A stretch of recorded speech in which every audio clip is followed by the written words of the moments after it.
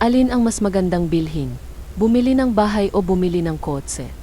Ang pagbili ng bahay ay kadalasang mas magandang pamumuhunan dahil ito ay tumataas ang halaga, appreciation, at nagbibigay ng permanenteng tiyahan. Ang kotse naman ay isang pangunahing pangangailangan sa transportasyon na mabilis nawawalan ng halaga, depreciation, dahil sa paglipas ng panahon. Pagbili ng bahayang bahay ay isang uri ng asset na nagiging the long-term investment. Umataas ang halaga, ang lupa at bahay ay karaniwang nagmamahal habang tumatagal. May permanenteng tirahan ka na hindi mo na kailangang bayaran buwan-buwan kapag natapos mo na ang hulog.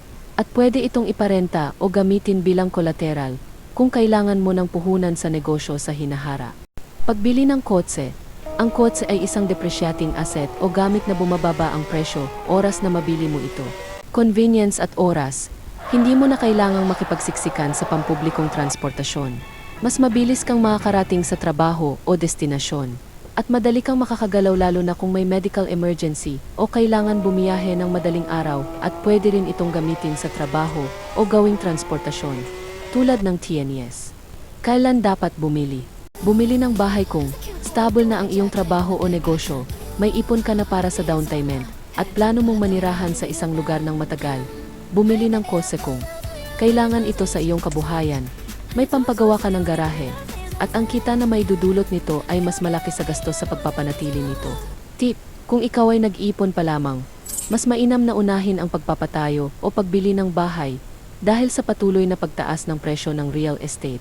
Kung talagang kailangan mo ng sasakyan, subukang mag-ipon ng mas malaking down payment o kumuha ng second hand na kotse upang mas mababa ang iyong maging buwanang hulog.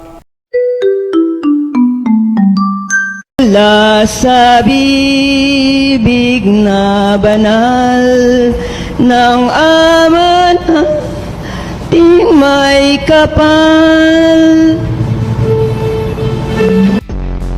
Walang hanggan.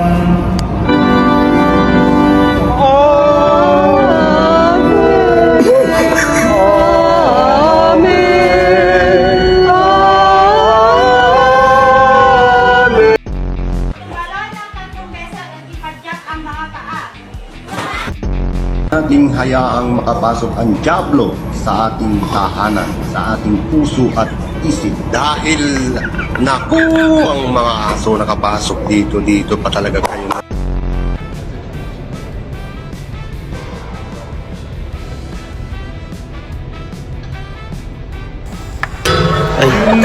Patris et Filii et Spiritus Sancti.